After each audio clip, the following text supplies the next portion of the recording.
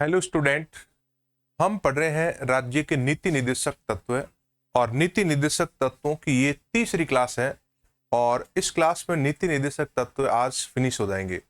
हमने इन नीति निर्देशक तत्वों में क्या क्या चीजें पढ़ी है उसके बारे में आपको थोड़ी बातें क्लियर कर देता हूँ। भाग 4 में अनुच्छेद 36 से 51 तक नीति निर्देशक तत्वों का उल्लेख है और ये नीति निर्देशक तत्व आयरलैंड के संविधान से लिए गए हैं। इनके ऊपर हमने चर्चा की है। हमने अनुच्छेद 36 पढ़ा था और 36 में आपको बताया था कि नीति निर्देशक तत्व जो है राज्य की परिभाषा की बात करते हैं। सबसे पहले 37 पढ़ा था जो कहते हैं वाद योग्य नहीं है, और उसके बाद में आपको बताया था नीति निर्देशक तत्वों के उद्देश्य क्या होते हैं। कल्याणकारी राज्य की स्थापना करना इसका मूल उद्देश्य होता है। और नीति निर्देशक तत्वों में हमने अनुच्छेद 38 पढ़ा था और 38 में हमने बात की थी कि ये जो नीति निर्देशक तत्व है लोक कल्याण को बढ़ावा देने की बात कर रहे हैं। अनुच्छेद 39 पढ़ा था जिसमें 6 महत्वपूर्ण प्रावधान पढ़े थे हमने, और उन प्रावधानों के बारे में हमने एक एक करके चर्चा की थी। और उसके बाद में अनुच्छेद 40 जो हमने पंचायती राज के गठन वाला पढ़ा था कि पंचायतों का गठन करें, उन्हें शक्तियां प्रदान करें। 73वां और 74वां संविधान संशोधन की बात की थी। फिर हमने बात की थी अनुच्छेद 41 की, और 41 में हमने बात की थी कि कुछ अवस्थाओं में नागरिकों को काम, शिक्षा और सहायता के अधिकार दे। फिर हमने अनुच्छेद 42 पढ़ा था और वो कह रहा है कि कामगारों के काम की न्याय संगत और मानसिक दशा में सुधार करें और महिलाओं को प्रसूति सहायता उपलब्ध करवाएं। उसके बाद में हमने पढ़ा था आर्टिकल 43 जो कह रहा है कि कामगारों के श्रमिकों हेतु निर्वाह मजदूरी लागू करें, और उसके साथ साथ ग्रामीण क्षेत्रों में उद्योग स्थापित करें, कुटीर उद्योग, कॉटेज इंडस्ट्री। 43A में पढ़ा था उद्योग प्रबंधन में कामगारों को शामिल करें, और उसके बाद में हमने 43B पढ़ा था कि सहकारी संस्थाओं का गठन करें। 97वां संविधान संशोधन 2011 में जोड़ा गया और 43A जोड़ा गया 42वें संशोधन 1976 में। उसके बाद में हमने बात की थी अनुच्छेद 44 की, जिसमें बात की जा रही है कि यूनिफॉर्म सिविल कोड UCC लागू करें। और फिर 45 पढ़ा था जिसमें 6 वर्ष तक के बालकों हेतु पूर्व शिक्षा के प्रावधान किए गए हैं। हमने बात की थी 46 की, जिसमें कहा गया है कि improve the education and economic interest of schedule caste and weaker section, यानी कि जो हमारे समाज के SC ST पिछड़े वर्ग है उनके कल्याण की बात इसमें की गई है। उसके बाद में हमने पढ़ा था अनुच्छेद 47 जो कह रहा है कि नागरिकों के स्वास्थ्य और पोषण स्तर में सुधार करें और नशीली दवाओं पर रोक लगाएं। मदिरा के ऊपर रोक लगाने वाला अनुच्छेद है 47। उसके बाद में 48 पढ़ा था हमने जो कह रहा है कि कृषि और पशुपालन में वैज्ञानिक विधियों का इस्तेमाल करें और गो हत्या पर प्रतिबंध लगाएं। 48A पढ़ा था जो वन और वन्य जीवों और पर्यावरण के संरक्षण और संवर्धन की बात करता है, जो बाद में जोड़ा गया था 42वें संविधान संशोधन 1976 में। उसके बाद हमने बात की थी अनुच्छेद 49 की, और 49 में प्रावधान है कि राष्ट्रीय महत्व की ऐतिहासिक धरोहरों का संरक्षण करें और उन्हें बचाए रखें। उसके बाद हमने 50 पढ़ा था separation between executive and judiciary, न्यायपालिका और कार्यपालिका को पृथककरण यानी कि अलग अलग करें। फिर हमने लास्ट 51 पढ़ा था और वो कह रहा है अंतरराष्ट्रीय शांति को बढ़ावा दें और इसे विदेश नीति में शामिल करें। यहां तक हमने नीति निर्देशक तत्व पढ़ लिए थे। आज हम बात करने वाले हैं नीति निर्देशक तत्वों में क्लासिफिकेशन ऑफ DPSP, यानी नीति निर्देशक तत्वों का वर्गीकरण हम करेंगे। वर्गीकरण में क्लासिफिकेशन में हम बात करेंगे 3 प्रकार से इनको डिवाइड किया गया है। 3 अलग अलग प्रकार से डिवाइड किया गया है, जिसमें नीति निर्देशक तत्व एक तो है सोशलिस्टिक प्रिंसिपल जिसको हम कहते हैं समाजवादी सिद्धांत, एक है गांधीयन प्रिंसिपल यानी कि गांधीवादी सिद्धांत, और एक है लिटरल इंटेलेक्चुअल प्रिंसिपल यानी कि उदार बौद्धिक सिद्धांत। पूरे नीति निर्देशक तत्वों को अलग अलग पार्ट में डिवाइड किया गया है, जिस प्रकार से जिसका नेचर है सिद्धांत का उसी हिसाब से उसमें शामिल कर दिया गया है। सोशलिस्टिक वो होते हैं जो समाज के विकास के ऊपर ज्यादा बल देते हैं, और गांधीयन वो होते हैं जो गांधी के विचारों को मूर्त रूप प्रदान करते हैं, और लिबरल इंटेलेक्चुअल प्रिंसिपल वो है जो बुद्धिजीवी वर्गों के द्वारा कुछ जो सिद्धांत दिए हैं उनकी बात करते हैं।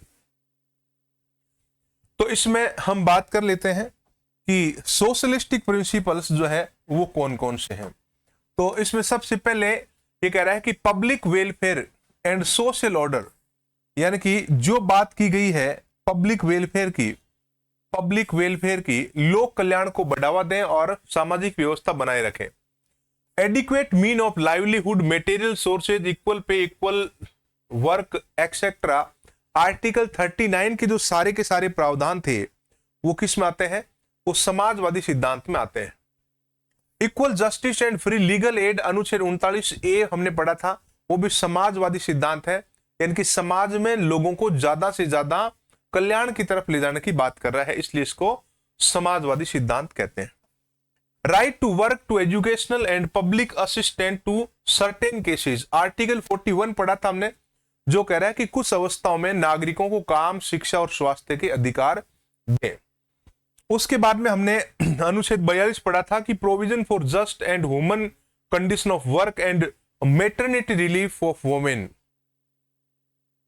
यानी कि कामगारों के काम की न्याय संगत व्यवस्था को लागू करें और महिलाओं को प्रसूति सहायता उपलब्ध करवाने की बात जो की गई है अनुच्छेद 42, वो भी समाजवादी सिद्धांत के अंतर्गत शामिल किया गया है। फिर living ways for workers, article 43 का जो पार्ट है, देखो एक अनुच्छेद के कुछ पार्ट इंटेलेक्चुअल हो सकते हैं, कुछ पार्ट सोशलिस्टिक हो सकते हैं, तो आपको इसमें कंफ्यूज नहीं होना है कि कुछ अनुच्छेद उसमें भी आएंगे आगे वाले में, तो डिवाइड किया जा सकता है इस प्रकार से।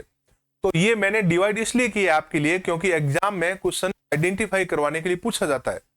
संविधान में इस प्रकार से डिवाइडेशन नहीं किया गया, संविधान में तो सीधा लिखा हुआ है 36 से लेकर 51 तक क्या प्रावधान है, तो ये डिवाइड हमें करना पड़ेगा कि कौन से समाजवादी सिद्धांत है, कौन से गांधी दर्शन से संबंधित है और कौन से उदार बौद्धिक यानी कि लिबरल इंटेलेक्चुअल प्रिंसिपल्स है।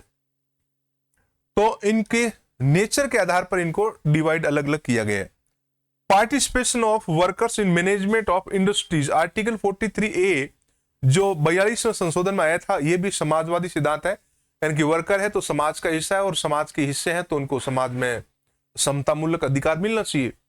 तो मैनेजमेंट यानी कि उद्योग प्रबंधन में उनको शामिल करें कामगारों को। Improve the nutrition, health and living standard of citizens, नागरिकों के स्वास्थ्य जीवन स्तर में सुधार करें, यह अनुच्छेद 47 का जो प्रावधान है यह भी समाजवादी सिद्धांत के अंतर्गत आता है। तो नीति निर्देशक तत्वों में ये जो पार्ट है इन सब को हम बोलते हैं समाजवादी सिद्धांत। उसके बाद में गांधीयन प्रिंसिपल आते हैं, गांधीवादी सिद्धांत। आप इसको गांधीयन कह सकते हो, आप इनको कह सकते हो गांधीवादी नीति निर्देशक तत्व। कि नीति निर्देशक तत्वों में कौन कौन से ऐसे हैं जो गांधीवादी सिद्धांतों से संबंधित है। तो सिंपल एकदम नाम से पता लग रहा है गांधीवादी, क्योंकि ये गांधी के विचारों को और गांधी के सिद्धांतों को मूर्त रूप देने का काम करते हैं। जैसे विलेज पंचायत, आर्टिकल 40 में जो पंचायतों का गठन है ये गांधी का विचार था। गांधी ने अपनी पुस्तक my picture of free India में इसका उल्लेख भी किया है स्पष्ट रूप से, और गांधी कहते हैं कि लोकतंत्र तब आएगा जब गांव में पंचायतें आएगी। Cottage industry in village, article 43 का जो कोटेज इंडस्ट्री है यह भी गांधीवादी दर्शन है, गांधी विचारधारा है। कोटेज इंडस्ट्री को हिंदी में कहते हैं कुटीर उद्योग। छोटे छोटे उद्योग होते हैं, सूत काटने वाले उद्योग हो गए, कोई दरिया बनाने का कारखाना लगा दिया और वहां पर गांव के लोगों को रोजगार मिलते हैं। इस प्रकार के गांधी के विचार थे। कोऑपरेटिव सोसाइटीज, आर्टिकल 43A, इसमें आपको बताया था कि 97वां संविधान संशोधन कोऑपरेटिव सोसाइटी 43B है। ये 43A में उद्योग प्रबंध है, 43B में कोऑपरेटिव सोसाइटी है जो 2011 में शामिल किया गया था। यह भी गांधीवादी विचारधारा है, मतलब सहकारी संस्थाएं स्थापित करें। Improve the education and economic interest of SC ST and weaker section, यानी कि अनुसूचित जाति जनजाति और जो कमजोर वर्ग है उनकी शिक्षा और उनके आर्थिक हितों की सुरक्षा करें। Prohibition of drug and alcohol, मदिरा और शराब के ऊपर रोक लगाने की जो बात आर्टिकल 47 में की गई है वो भी गांधी ने इसके ऊपर बल दिया था। गांधी ने अपने आंदोलनों में भी अंग्रेज सरकार से भी बड़ी गुजारिश की थी कि इन चीजों के ऊपर आप रोक लगाएं, युवा शक्ति जो है गलत दिशा में जा रही है।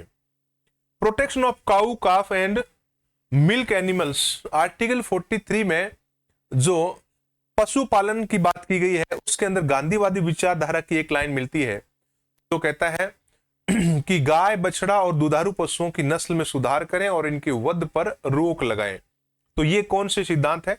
ये गांधीवादी सिद्धांत है। नीति निर्देशक तत्वों में कुछ गांधीवादी प्रिंसिपल्स भी थे। उसके बाद में हम बात करेंगे उन नीति निर्देशक तत्वों की जिनको हम बोलते हैं लिबरल इंटेलेक्चुअल प्रिंसिपल, यानी कि ऐसे प्रिंसिपल्स जो उदार बौद्धिक नीति से संबंधित है। उदार बौद्धिक मतलब जो बुद्धिजीवी वर्ग की सोच के साथ में जुड़ते हैं, जो बुद्धिजीवी वर्ग ने कहा कि ऐसा होने से देश में एक अच्छा माहौल बनेगा, एक सौहार्दपूर्ण और एक अच्छे वातावरण को हम क्रिएट कर सकते हैं। जैसे यूनिफॉर्म सिविल कोड, ये बुद्धिजीवी वर्ग की सोच है कि देश में कानून एक जैसा होना चाहिए कि सबके लिए। अनुच्छेद 44 जो कहता है कि समान नागरिक संहिता लागू करें। अनुच्छेद 45 अर्ली एजुकेशन यानी कि पूर्व शिक्षा, जो 6 वर्ष तक के बालकों के लिए पूर्व शिक्षा के जो प्रावधान है वो भी आपके इंटेलेक्चुअल, लिबरल इंटेलेक्चुअल से संबंधित है। एग्रीकल्चर एंड एनिमल हस्बेंड्री यानी कि आर्टिकल 48 का जो प्रावधान है कृषि और पशुपालन में वैज्ञानिक विधियों का इस्तेमाल करने का, वो भी आपका किसका साथ है? वो है आपका उदार बौद्धिक। Environment and wild life article 48A जो 42वें संविधान संशोधन में शामिल किया था। और मैं आपको एक महत्वपूर्ण बात बता देता हूं, इंदिरा गांधी सरकार ने जो 42वां संविधान संशोधन किया था उसके अंतर्गत उन्होंने एक चीज बहुत महत्वपूर्ण तरीके से परिवर्तित कर दी। राज्य सूची के कुछ विषयों को उठा लिया और उनको समवर्ती सूची में डाल दिया। यानी कि राज्य सूची के 5 विषयों को इंदिरा गांधी ने उठाया था और 42वें संविधान संशोधन 1976 में और उन विषयों को उठाकर समवर्ती सूची में शामिल किया, जिसमें आपका एक विषय था वन और वन्य जीवों का संरक्षण। यानी कि समवर्ती सूची में वो विषय होते हैं जिन पर कानून केंद्र और राज्य दोनों मिलकर बना सकते हैं। तो ये उसी समय आया था 48A। उसके बाद में लिबरल इंटेलेक्चुअल प्रिंसिपल का ये भी है कि प्रिजर्व हिस्टोरिकल आर्टिस्टिक हेरिटेज। 49 में लिखा है कि ऐतिहासिक राष्ट्रीय महत्व की ऐतिहासिक धरोहरों का संरक्षण करें। Separation of executive and judiciary, कार्यपालिका और न्यायपालिका का पृथक्करण करें। अनुच्छेद 50 जो है वो भी इंटेलेक्चुअल लिबरल है। इनहेंस इंटरनेशनल पीस, अंतरराष्ट्रीय शांति को बढ़ावा दें। अनुच्छेद 51 भी इससे संबंधित है। तो ये हमने इनको अलग अलग कर दिया था। तो नीति निर्देशक तत्व जो हमने पढ़े हैं उनको हमने क्लासिफाई किया है। क्लासिफाई यानी कि उनका वर्गीकरण किया है। वर्गीकरण यानी कि गांधीवादी और समाजवादी और उदार बौद्धिक, इन तीनों भागों में बांट दिया है। उसके बाद में हम बात करेंगे कि नीति निर्देशक तत्वों के संदर्भ में कुछ महत्वपूर्ण विद्वानों ने कुछ कमेंट किए हैं। कमेंट, जी हां, जैसे आप कमेंट करते हो वैसे ही।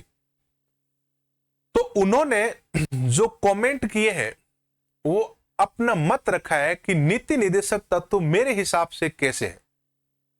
तो चलिए कमेंट पढ़ते हैं उनके। जब संविधान बना उसी समय की बात है, ये आज की कमेंट नहीं, उस समय के। डॉक्टर भीमराव अंबेडकर ने नीति निर्देशक तत्वों को क्या कहा है, देखो। These elements are unique feature of Indian constitution. ये भारतीय संविधान की अनोखी विशेषता है, एक अद्भुत विशेषता है। मैंने शुरुआत में आपको बताया था कि नीति निर्देशक तत्व दुनिया के 2 ही देशों में है, एक आयरलैंड के और एक भारत के संविधान। और भीमराव अंबेडकर ने इनको अनोखी विशेषताएं बताई। एग्जाम में क्वेश्चन पूछा जाता है कि नीति निर्देशक तत्वों को संविधान की अनोखी विशेषता बताने वाले व्यक्ति कौन थे? तो डॉक्टर BR अंबेडकर। उसके बाद में यहां पर KT शाह संविधान सभा के सदस्य थे। और आपको अगर पता हो तो KT शाह के बारे में, तो देश के प्रथम जो राष्ट्रपति थे डॉक्टर राजेंद्र प्रसाद, उनके सामने ये चुनाव लड़े थे राष्ट्रपति का और ये चुनाव हार गए थे। संविधान सभा के मेंबर थे ये। तो KT शाह कहते हैं कि this is a cheque which will be paid as per convenience of the bank. यानी कि ये कह रहा है कि KT शाह कह रहे हैं कि नीति निर्देशक तत्व जो है एक ऐसा चेक है जो बैंक की सुविधा के अनुसार भुगतान किया जाएगा, पेड किया जाएगा यानी कि भुगतान किया जाएगा, विल बी पेड यानी कि भुगतान किया जाएगा। कैसे? बैंक की convenience of the bank, bank की सुविधा के अनुसार। यानी कि आपको मैं एक चेक काट के दे दूं, ये लो 1 लाख रुपए का, और बैंक आपको ये कहे कि देखो ये जो चेक है ना, जब बैंक में पैसा आएगा तब ले जाना बैंक में पैसा है ना तब ले जाना, अभी पैसा नहीं है बैंक में। तो नीति निर्देशक तत्व अपने आप में कहीं ऐसे नहीं, आपको नहीं लग रहा है, क्योंकि ये कह रहा है कि जब संसाधन आएंगे तब आपको देंगे। इसीलिए अनुच्छेद 36 में इनको नॉन जस्टिसिएबल रखा है। ये कह रहे हैं कि जब संसाधन सीमित है तो हम आपसे वादा क्यों करें, वादा कर लें तो पूरा नहीं होगा तो कोई न्यायपालिका एक्शन नहीं ले। यानी कि इसका मतलब क्या है, जब संसाधन आएंगे तब आपको मिलेगा, जब पानी आएगा तब आपको मिलेगा, बिजली आएगी तब आपको मिलेगी, कोयला निकलेगा तब बिजली बनेगी, टेक्नोलॉजी आएगी तब सुविधा मिलेगी। तो इस प्रकार से आलोचना करते हुए केटी शाह ने कहा है कि this is a cheque which will be paid as per the convenience of the bank. Simple एकदम। तो ये जो कोट है ना, ये कमेंट, ये एग्जाम में पूछे जाते हैं, किसने कहा था ये। उसके बाद में टीटी कृष्णमाचारी संविधान सभा के मेंबर थे, टीटी कृष्णमाचारी, और ये कह रहे हैं कि it is a permanent dumping ground for emotion.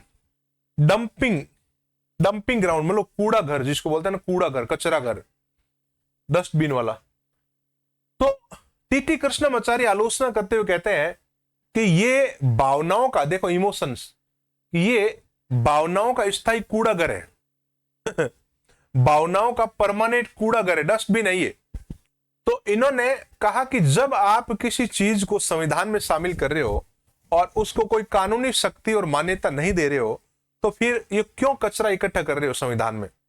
इनको हटाओ, संविधान को थोड़ा हल्का करो। वैसे ही बहुत भारी हो रहा है, दुनिया का सबसे बड़ा संविधान बना के छोड़ दिया आप लोगों ने। तो इनका कहना अपने हिसाब से सही भी था, क्योंकि ये वाद योग्य नहीं है। भावनाओं का कूड़ा घर, यानी कि इसके अंदर इंसान की, नागरिकों की भावनाएं जो है बड़ी क्लोज से जुड़ी हुई है। हाँ, सरकार आपको सुविधाएं देगी, सरकार आपको ये देगी, मैटरनिटी रिलीफ देगी, सरकार आपका कल्याण करेगी, बोलो ये भावनाएं बहुत अच्छी है, लेकिन मिल नहीं रहा है। मिल नहीं रहा है तो ये क्या है, अपने आप में कूड़ा घर है। ऐसा कहा है किसने?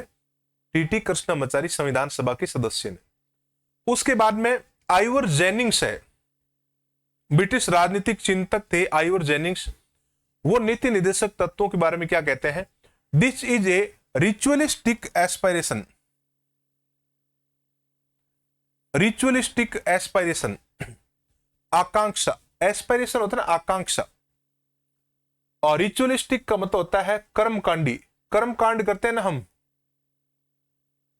जिससे आप कोई कर्मकांड कोई भी करता है तो उससे कुछ उम्मीद रखता है कि हमें ऐसा मिल जाएगा, मैं भगवान के चढ़ाता हूं तो मुझे कुछ जो है भगवान मेरा रिजल्ट देगा।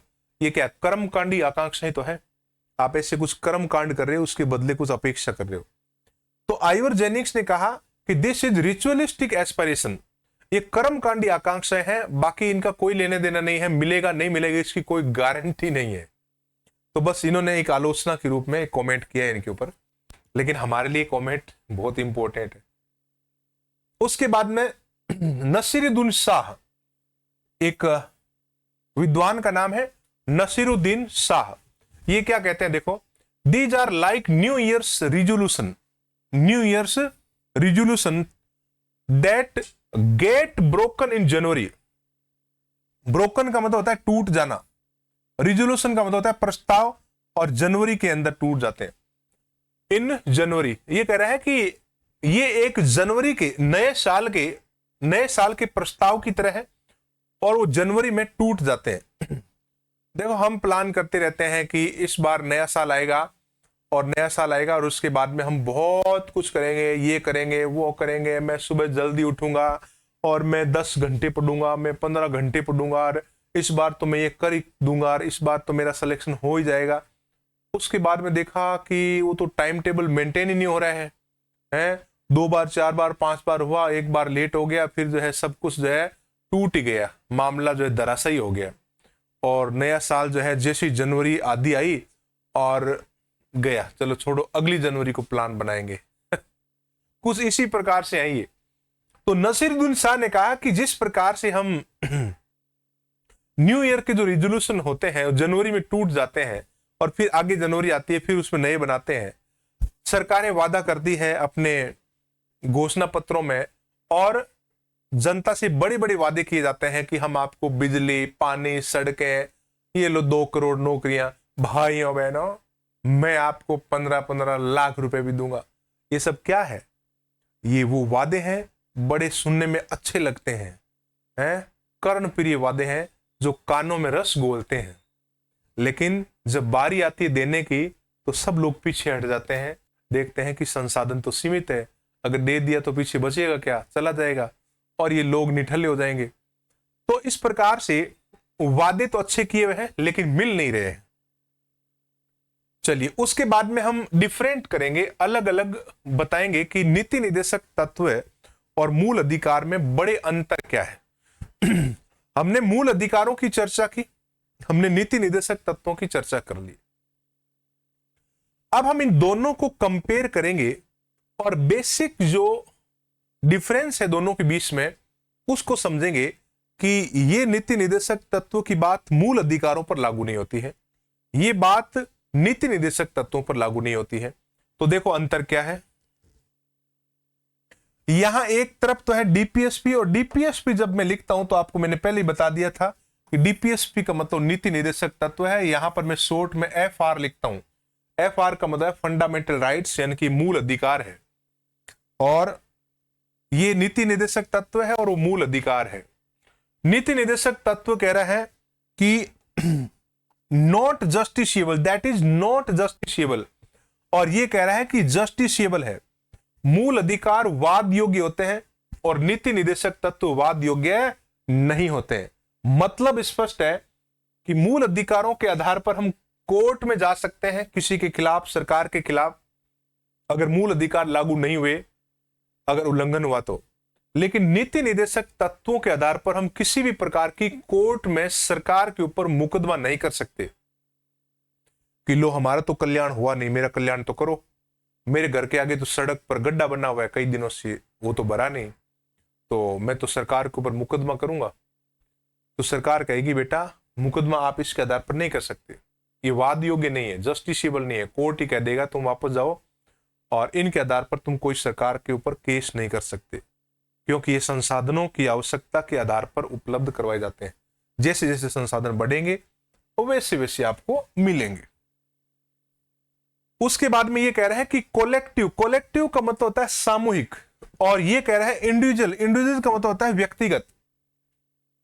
नीति निर्देशक तत्व सामूहिकता की बात करते हैं और मूल अधिकार व्यक्तिगत की बात करते हैं। देखो कैसे, ये कह रहा है कि मूल अधिकार व्यक्तिगत होते हैं और नीति निर्देशक तत्व सामूहिक होते हैं।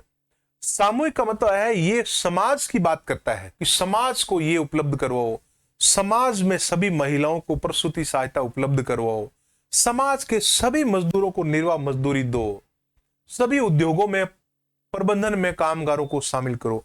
मतलब इनको पढ़ने से ऐसा लगता है ये कोलेक्टिव की बात कर रहा है, किसी की इंडिविजुअल की बात नहीं कर रहा है। ये नीति निर्देशक तत्व है सबके समूह की बात करता है, सबका साथ, सबका विकास। और मूल अधिकार इंडिविजुअल की बात कर रहा है, व्यक्ति के जीवन की स्वतंत्रता, व्यक्ति को बोलने की आजादी से वंचित न करें, हमारी मांगे पूरी करो, हाय हाय हाय हाय मैंने आंदोलन किया तो मुझे स्वतंत्रता है, यानी कि मेरा ये व्यक्तिगत अधिकार है।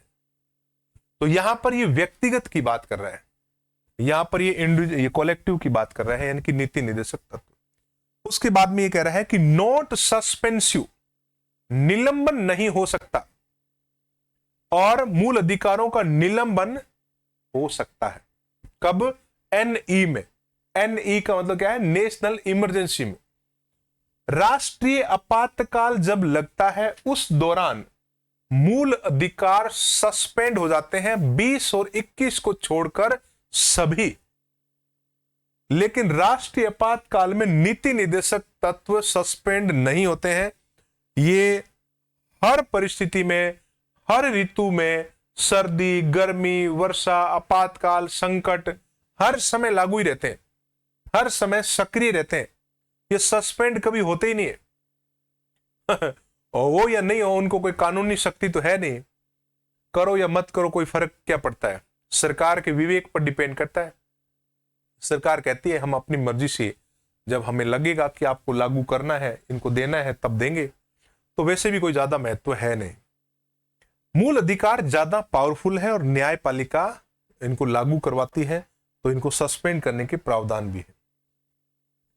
डीपीएसपी को पॉजिटिव माना जाता है और मूल अधिकारों को नेगेटिव माना जाता है, यानी कि मूल अधिकार नकारात्मक प्रवृत्ति के हैं और नीति निर्देशक तत्व सकारात्मक प्रवृत्ति के हैं।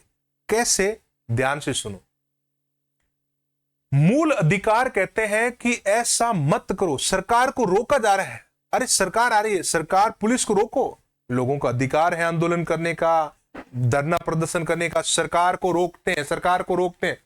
तो ये प्रकृति इनकी नेगेटिव है और ये प्रकृति पॉजिटिव है। लो सुविधाएं दो, लो रोजगार दो, ये लो आरक्षण दो, ये लो महिलाओं को प्रसूति सहायता दो, ये लो पर्यावरण का संरक्षण करो। तो मतलब सुनने से ऐसा लगता है कि इनका नेचर ही पॉजिटिव है और इनको सुनने से ऐसा लगता है इनका नेचर नेगेटिव है। तो इस प्रकार से मूल अधिकार और नीति निर्देशक तत्वों में हमने ये अंतर किया है। अब हम एक महत्वपूर्ण चीज पर और चर्चा कर लेते हैं। क्या? क्वेश्चन।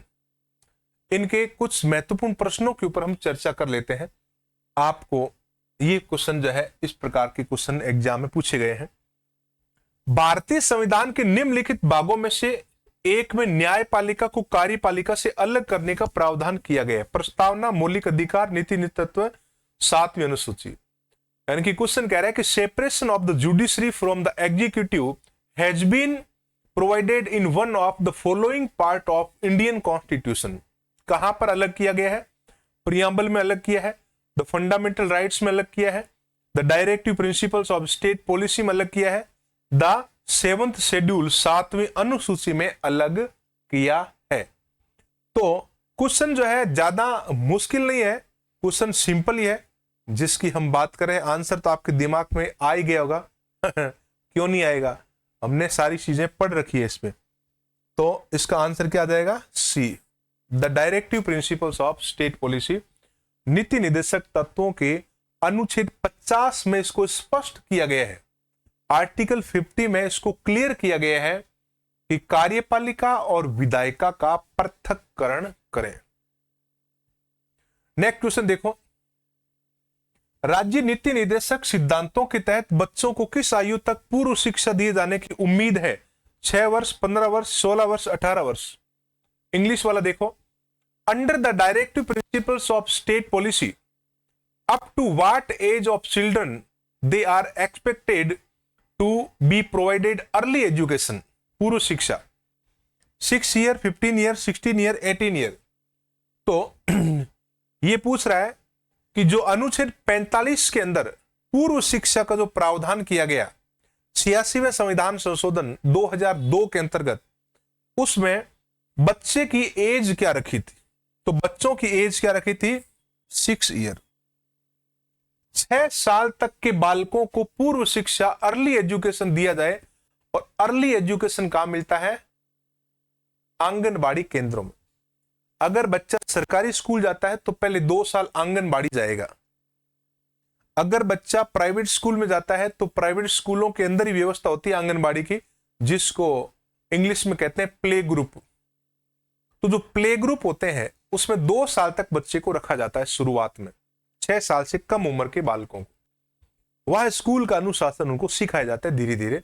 वहां बच्चे को सब कुछ करने की छूट होती है। बच्चा बस खेले और कुछ भी करे, बदमाशियां करे, एक हॉल के अंदर उनको रख दिया जाता है और एक मैम को खड़ा कर दिया जाता है और वो मैम जो है परेशान हो जाती है उन बच्चों से। सबसे मुश्किल काम उस मैम का ही है। अलग अलग वेराइटी के बच्चे, बदमाश टाइप के, कोई कुछ कर रहा है, कोई किधर ही चला रहा है, कोई क्या कर रहा है, कोई किसी को मार रहा है, कोई लेट रहा है।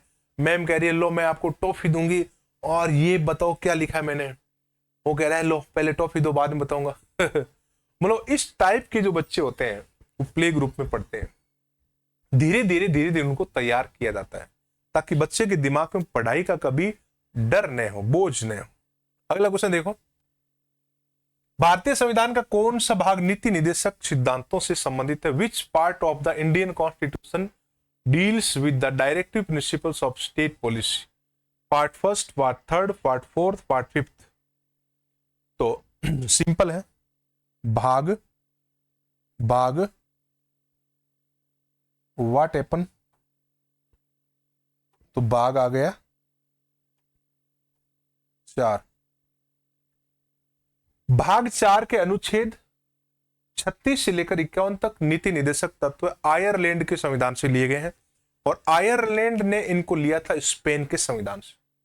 आगे देखो, चौथा क्वेश्चन, कौन सा नीति निर्देशक सिद्धांत गांधी के नैतिक दर्शन का सीधा प्रभाव रखता है? समान कार्य के लिए समान वेतन, निःशुल्क कानूनी सहायता और सलाह का प्रावधान, गो हत्या पर प्रतिबंध, ऐतिहासिक महत्व के क्षणों की सुरक्षा। इंग्लिश में कह रहा है, which directive principles bear the direct impact of Gandhi's moral philosophy?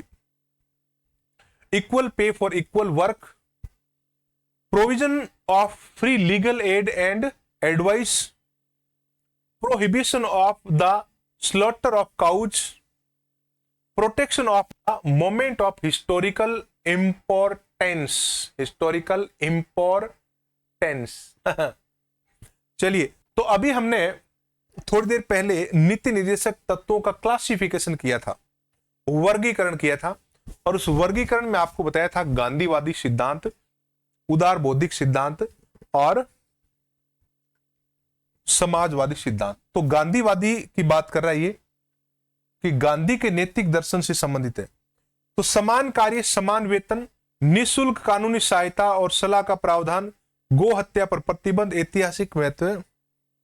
तो गो हत्या वाला जो है ना, prohibition of slaughter of cause, slaughter का मतलब होता है वध करना, तो गौ हत्या, गायों का वध करना, ये गांधीवादी, मतलब उसके ऊपर प्रतिबंध लगाना, गांधीवादी सिद्धांत।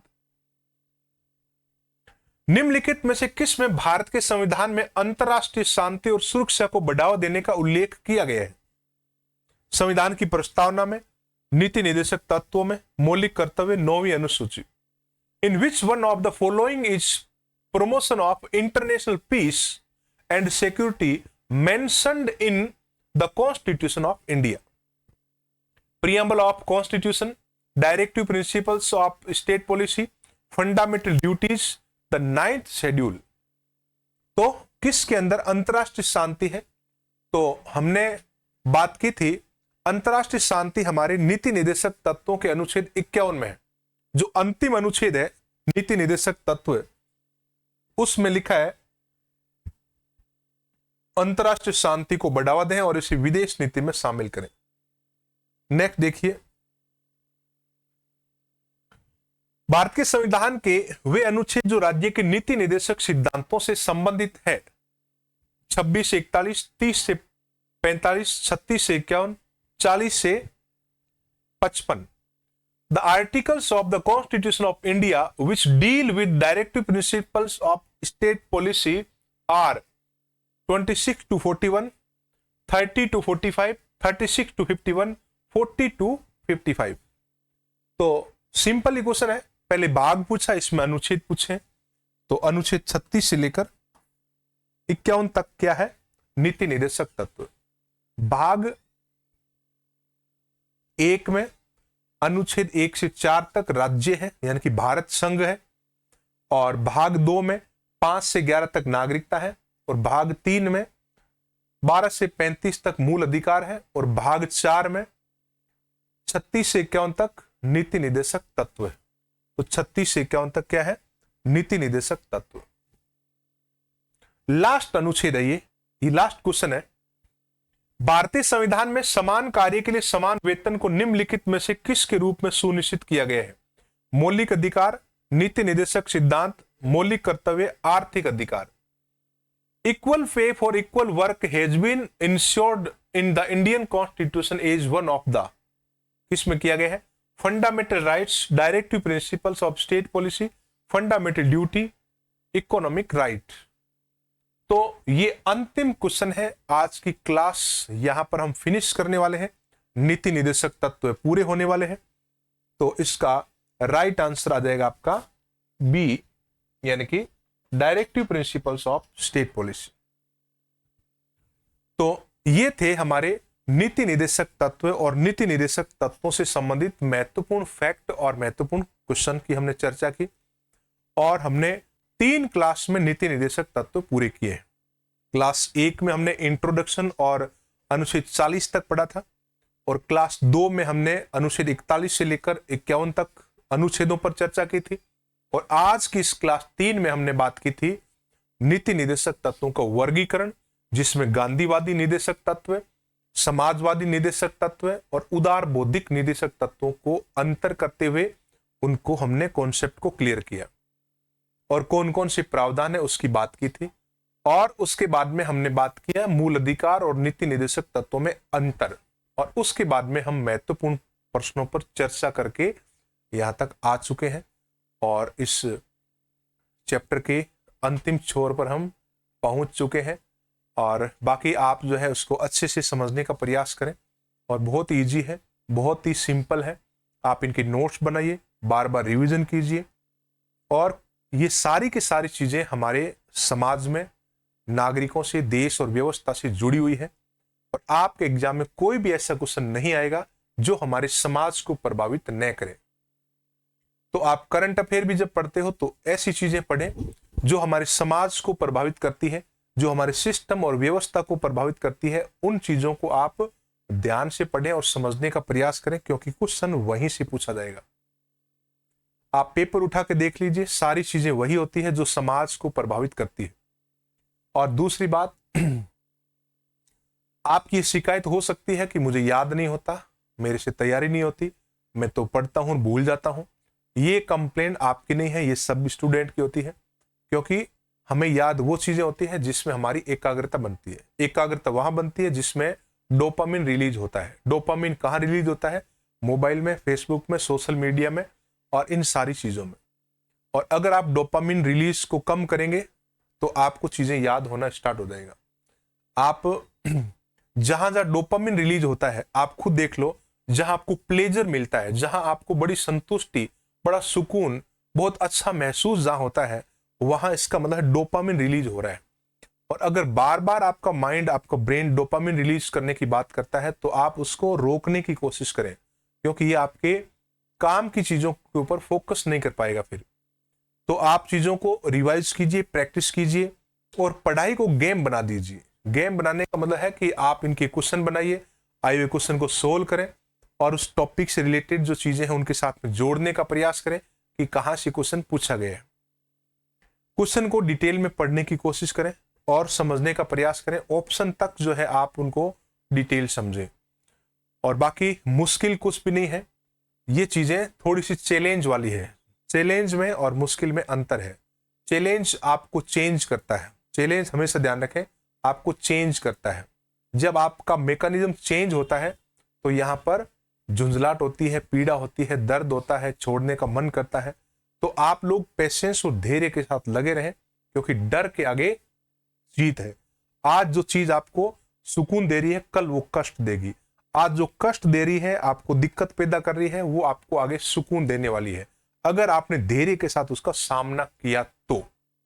बाकी बहुत सिंपल चीजें हैं। अगर एक व्यक्ति के लिए आसान है और आपके लिए मुश्किल है, तो वो चीज तो मुश्किल नहीं है, ये केवल धारणा है हमारी। एक सब्जेक्ट एक स्टूडेंट एंजॉय करता है और एक स्टूडेंट उसमें बोरियत महसूस करता है, तो कमी सब्जेक्ट में नहीं है, कमी कहीं ना कहीं हमारे मैकेनिज्म के अंदर ही है, ब्रेन के अंदर ही है, या हमारी सोच जो है ना हमारी, उसके अंदर है। बाकी आप प्रयास करें, आशावादी रहें और खुश होकर करें। जितना खुश होकर काम करेंगे उतना ही काम आपका रिजल्ट ओरिएंटेड होगा। आप दुखी मन से, उदास मन से अगर आप करेंगे तो वो टाइम वेस्ट है, उससे मिलना कुछ नहीं है। आप पढ़ाई को एंजॉय करें, आप कोशिश करें जितना पढ़ें कम पढ़ें, लेकिन आप एकदम आशावादी नजरिए से पढ़ें। बाकी भगवान ने आज तक किसी की मजदूरी बाकी नहीं रखी है। जिसने जितना किया है दिल से, मन से, उसको उतना मिला है। आज नहीं तो कल, कल नहीं तो परसों, ये श्योर है डेफिनेटली। चलिए, तो आज के लिए इतना ही। बाकी हम मिलते हैं अगली क्लास में। जय हिंद।